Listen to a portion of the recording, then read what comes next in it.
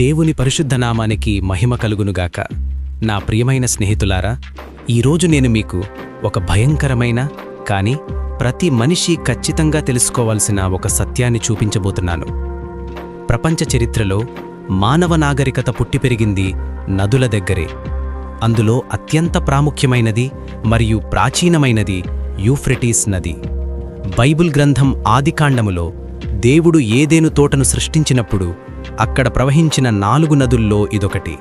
కాని కొన్ని వేల సంవత్సరాలుగా ఎప్పుడూ ఎండిపోని ఈ జీవనది ఇప్పుడు మన కళ్ల ముందే పూర్తిగా ఎండిపోతోంది. ఇది కేవలం వాతావరణ మార్పు వల్ల జరిగింది అని మీరనుకోవచ్చు. కాని బైబిలు చదివే ప్రతి క్రైస్తవుడికీ తెలుసు, ఇది మామూలు పర్యావరణ సమస్య కాదు. ఇది దేవుడు రాసిపెట్టిన ప్రకటన గ్రంథంలోని ఒక భయంకరమైన ప్రవచన నెరవేర్పు. ఆ ఎండిపోతున్న నీళ్ల కింద, ఇసుక పొరల కింద మానవాళిని నాశనం చేయడానికి సిద్ధంగా ఉన్న ఒక భయంకరమైన శక్తి దాగి ఉంది. అదేంటో తెలిస్తే మీ గుండె వేగం పెరుగుతుంది. ఈరోజు ఆ సత్యాన్ని బైబిల్ ఆధారాలతో మీకు చూపిస్తాను. జాగ్రత్తగా వినండి. ఈరోజు సైంటిస్టులు చెబుతున్నారు 2040 నాటికి యూఫ్రటీస్ నది పూర్తిగా కనుమరుగైపోతుంది అని. కాని ఈ విషయాన్ని 2000 సంవత్సరాల క్రితమే అపోస్తలుడైన యోహాను పద్మాసు ద్వీపంలో ఉన్నప్పుడు ప్రకటన గ్రంథంలో రాసిపెట్టాడు. ప్రకటన గ్రంథం 16:12 తీసి చదవండి. 6వ దూత తన పాత్రను యూఫ్రటీసు అను మహానది మీద కుమ్మరింపగా, తూర్పు నుండి వచ్చు రాజులకు మార్గము సిద్ధపరచబడినట్లు దాని నీరు ఎండిపోయెను. గమనించారా? ఇది యాదృచ్ఛికం కాదు, దేవుని ప్రణాళికలో భాగం. అంత్యదినాల్లో, మహాశ్రమల కాలంలో ఆసియా దేశాల నుండి వచ్చే ఒక భారీ సైన్యం ఇజ్రాయేలు మీదకు, అంటే ఆర్మగిద్దోన్ యుద్ధానికి నడిచిరావడానికి దేవుడు ఆ నదిని ఎండబెడతాడు అని బైబిల్ చెబుతోంది. ఈరోజు మనం ఆ ప్రవచన నెరవేర్పుకు తొలి అడుగులు చూస్తున్నాం. సమయం ముగింపు దశకు చేరుకుంది అనడానికి, భూమి మీద ఒక కౌంట్ డౌన్ మొదలైంది అనడానికి ఈ యూఫ్రటీస్ నది ఒక పచ్చి సాక్ష్యం. అయితే నది ఎండిపోవడమనేది ఒక సూచన మాత్రమే. అసలు భయంకరమైన నిజం ఆ నది కింద దాగి ఉంది.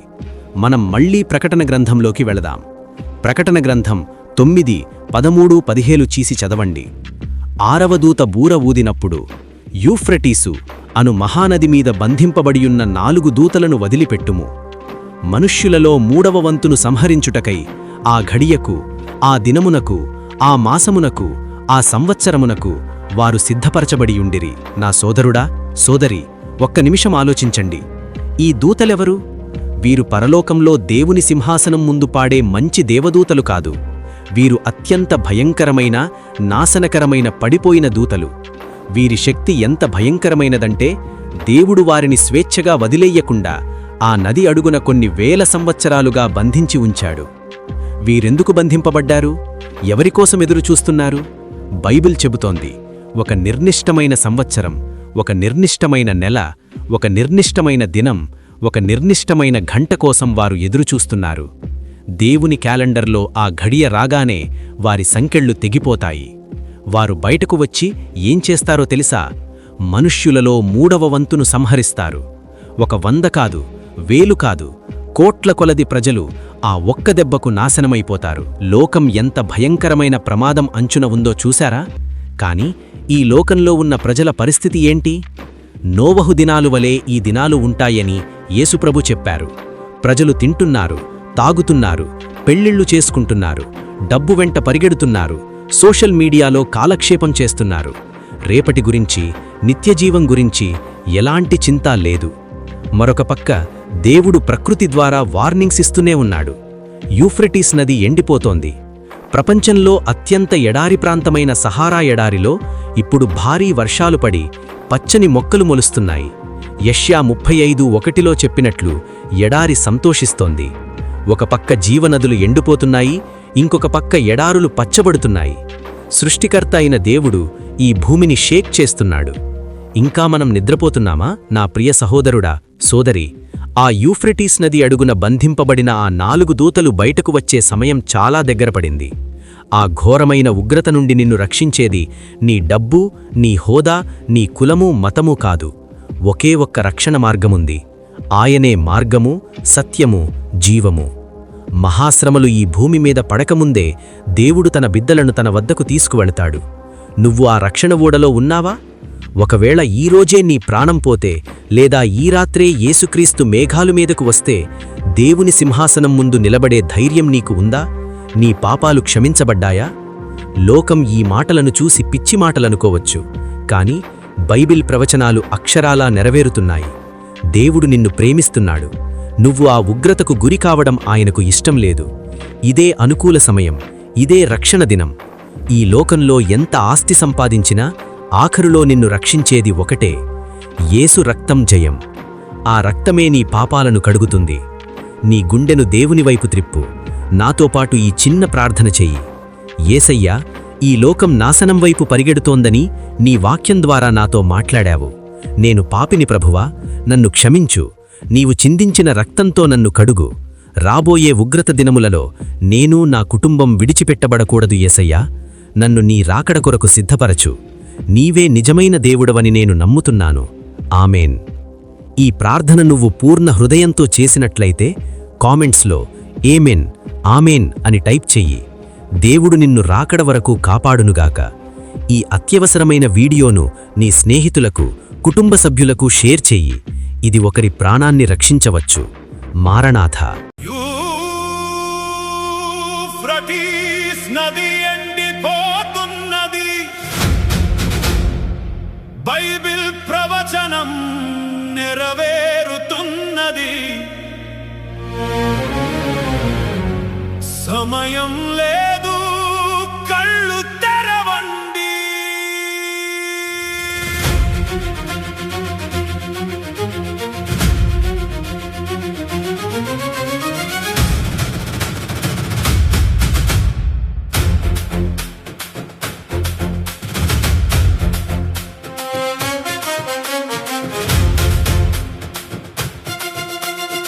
ఏదెను తోటలో పారిన జీవనది,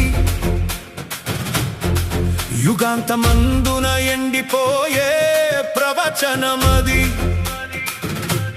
ప్రకటన గ్రంథపు 6వ దూత పాత్రతో మహానది అంతా ఎడారిగా మారెను చూడు. తూర్పు రాజుల రాకకు మార్గము సిద్ధమాయెను. దేవుని కౌంట్ డౌన్ భూమిపై మొదలాయెను. ఎండిపోతున్న నది ఒక సూచన, రాబోయే ఉగ్రత మహాభయానకము. యేసు రక్తమే జయం, యేసు రక్తమే జయం. రాకడ త్వరలో సిద్ధముగా ఉండు.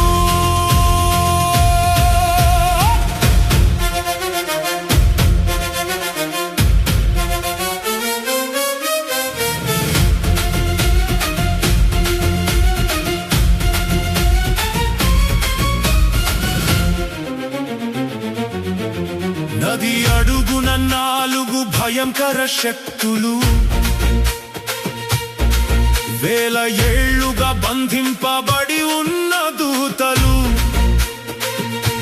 ఆ గంట, ఆ దినము, ఆ నెల, ఆ సంవత్సరము కోట్ల ప్రజలను హతము చేయుట వారి లక్ష్యము. సంకెళ్ళు తెంచుకుని వారు బయటకు రాబోతున్నారు. లోకము మీదకు నరకాన్ని తీసుకురాబోతున్నారు. నోవహు దినముల వలె లోకము ఉన్నది. తినుచూ త్రాగుచూ నిద్రపోతూ ఉన్నది. ఎడారులు పచ్చబడుట నీవు చూడలేదా? నదులు ఎండిపోవుట నీవు గమనించలేదా? మేల్కో ఓ క్రైస్తవుడా, మత్తు వదిలి మేల్కో. నిత్య జీవము కొరకు నీ జీవితాన్ని సరిచేసుకో. ఎండిపోతున్న నది ఒక సూచన, రాబోయే ఉగ్రత మహా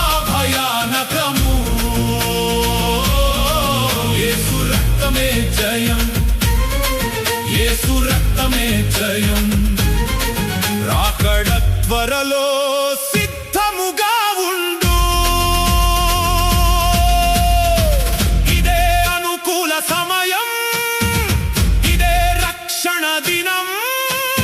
యేసు రక్తములో నీ పాపము కడుగుకో. యేసయ్యా నన్ను క్షమించు, నన్ను నీ రాకడకు సిద్ధపరచు. Amen, amen.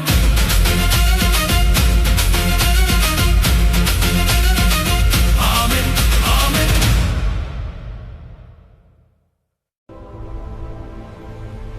Strength in grace. It's all about Jesus.